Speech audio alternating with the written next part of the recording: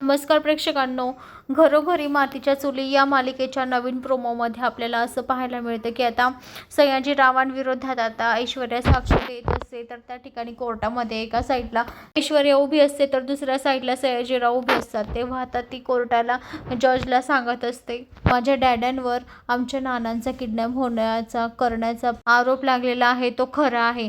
तेव्हा आता हे ऐकून सयाजीराव एवढा भडकतो, तो मोठ्यानं म्हणतो, ऐश्वर्या, या सगळ्यांमागे माझ्या डॅडांचा हात आहे, असं ती आता जोरजोरात सांगत असते.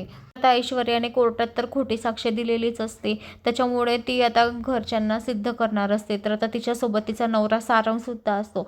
सारंग म्हणतो, आता तो ऐश्वर्याची बाजू मांडतो घरामध्ये, की ऐश्वर्याने तिच्या वडिलांच्या विरोधात जाऊन सिद्ध केलंय की ती या घरची सून आहे. तेव्हा आता लगेच जानकी म्हणते, जी मुलगी आपल्या बापाची होत नाही ती आपल्या परिवाराची काय होणार. तर जानकीचं हे बोलणं ऐकून आता सगळ्यांना खूप मोठा धक्का बसतो.